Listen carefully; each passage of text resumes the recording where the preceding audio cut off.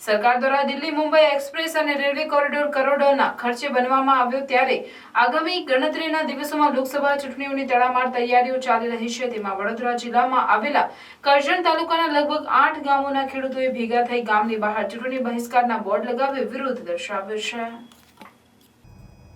ખેડૂતોને ચૂંટણી બહિષ્કાર વિશે પૂછતા ખેડૂતોએ જણાવ્યું હતું કે અમારા ખેતરોમાંથી જે સરકારનો દિલ્હી મુંબઈ એક્સપ્રેસ હાઈવે તેમજ રેલવે કોરિડોર પસાર થયો છે અને તેમાં અમારી જમીનો ગઈ છે, તેમાં સરકારે સુરત, નવસારી, વલસાડ જેવા જિલ્લામાં ખેડૂતોને 700, 800, 1000 રૂપિયાના ભાવની જંત્રી મુજબ ખેડૂતોને રૂપિયા ચૂકવવામાં આવ્યા છે, તો વડોદરા જિલ્લાના 51 ગામના ખેડૂતોને અન્યાય કેમ?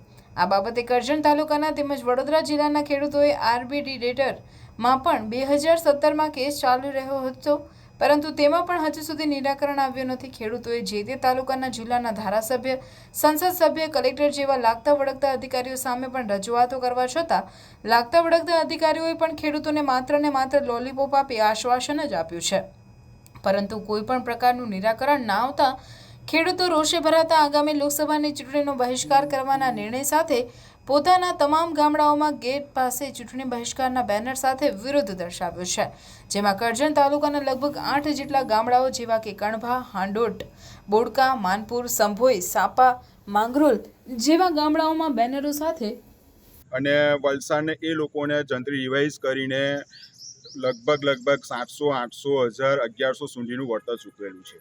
અને અમારો પણ કેસ આર્બિટ્રેટરમાં ચાલુ છે, 2017થી ચાલુ છે, પણ અત્યાર સુધી એનું પણ કોઈ નિરાકરણ આવેલું નથી।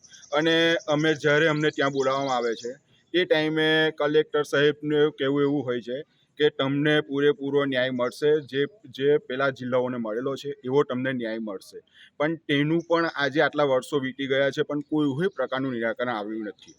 એટલે અમે પણ હવે ચૂંટણીનો બહિષ્કાર કરવાના છે। અમારી સાથે એમએલએ, MP બધા આવી ચૂક્યા, અમારી સાથે આવે છે, ત્યાં જવાબ મળે છે, પણ તે સિવાયનું બીજું કોઈ નિરાકરણ આવતું નથી।